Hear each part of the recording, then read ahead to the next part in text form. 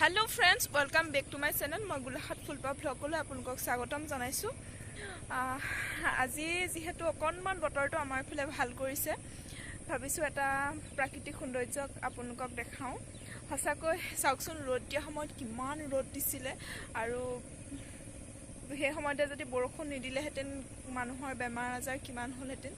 আৰু বৰষুণো দিছে, হয় বাৰিষা বতৰ বৰষুণ প্ৰয়োজন হয়, কিন্তু ভামান দিনে বৰষুণ দিলে, ৰ'দ যিমান দিন দিলে বৰষুণো সিমান দিন দিলে। আজিও অকণমান আমাৰ এইফালে বতৰটো ভাল কৰিছে, সেইবাবে ভাবিলোঁ পৰিৱেশটো আপোনালোকক অলপমান দেখাওঁচোন। আমাৰ এইফালে কেনেকুৱা ধৰণৰ পৰিৱেশ হৈছে। বাৰিষা বতৰ, বাৰিষাৰ কালত সকলোৱে বৰষুণ পৰাৰ লগে লগে খেতিয়কৰ তৎ নাইকিয়া হৈছে, গাত সকলো পথাৰলৈ ওলাই গৈছে। মই আপোনালোকক তাৰে অকণমান দৃশ্য দেখাম। আমাৰ গাঁওখনত মানুহবোৰ অকল কেনেকৈ ব্যস্ত হৈছে, আৰু আমাৰ কেনেকৈ কঠীয়া পাৰিছোঁ, মই কেনেকৈ গৰু ৰখোঁ কঠীয়াতলীলৈ আহিলে আপোনালোকক দেখাওঁ। যদি চাই ভাল লাগিলে লাইক কমেণ্ট আৰু ছাবস্ক্ৰাইব কৰি দিব। এইবোৰ চাওকচোন, গৰু, ইমান গৰু আহিছে ৰাস্তাত। সকলোৰে যিহেতু খেতিৰ কাৰণে প্ৰস্তুতি চলাইছে, সকলোৰে কঠীয়া পাৰিছে। বেৰ দিয়ে যদিও গৰুবোৰ সোমাই, কিছুমান বহুত উৎপতীয়া গৰু আমাৰ গাঁৱত আছে। এইবোৰ চাওকচোন, গৰুবোৰ আহিছে ইতিমধ্যে। যিহেতু সন্ধিয়া সময় ন, সন্ধিয়া সময় হৈছেহি, আৰু সেইবাবে গৰুবোৰ আহিছে। কিছুমানে খেদাইছে, গৰু ছাগলী চবেই আহিছে।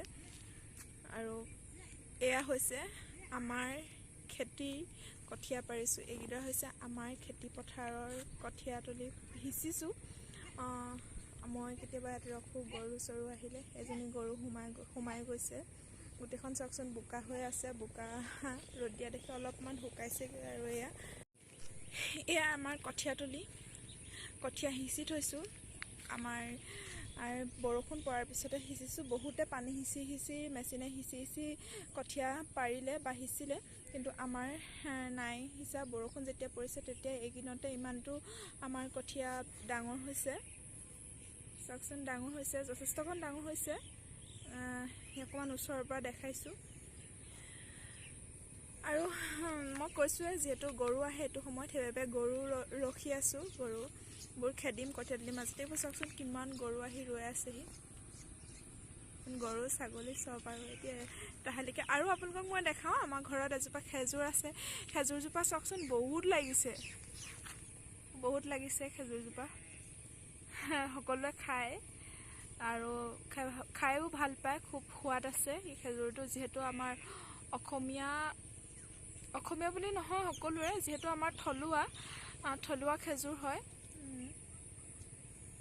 খুবেই ভাল লাগে। মই দেখাইছোঁ খেজুৰ গছজোপা,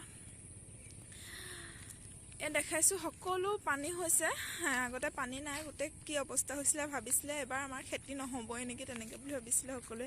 সেইফালে সেইবোৰ গাঁৱৰ মানুহে আমাৰ খেতি কৰিবৰ কাৰণে কঠীয়া পাৰি থৈছে, আৰু যথেষ্ট ডাঙৰ হৈছে। সেইবোৰে বৰষুণ নিদিয়া আগতে পাৰিলে বাৰু। আমাৰহে অলপ এইবাৰ দেৰি হ'ল, যিহেতু আমাৰ খালত বা পুখুৰীত পানী নাছিলে। আৰু চাওকচোন, এইবোৰ ট্ৰেক্টৰে গোটেই হাল বালে, পানী পৰিবলৈনো কি পালে, গোটেইখন হাল বালে। আৰু সেইবোৰ ট্ৰেক্টৰ ৰখাই থৈছে, আৰু হাল বাই আছে ট্ৰেক্টৰে। সঁচাকৈ এটা ধুনীয়া পৰিৱেশ। আৰু এইটো সময়ত বহুত ভাল লাগিছে। মাছ ধৰিবলৈ পাইছোঁ ক'ৰবাত, কিবা কৰিবলৈ, পানী খেলিবলৈ পাইছোঁ পথাৰৰ মাজত। সঁচাকৈ বহুত ভাল লাগে। সৌবোৰ এজাক হাঁহ পৰি আছে চাওকচোন, হাঁহ পৰি আছে, হাঁহ চৰি আছে পথাৰত। চাওকচোন, খুবেই ভাল লাগে হাঁহবিলাকক দেখি। ইমান ধুনীয়াকৈ সিহঁতি গা ধুই আছে।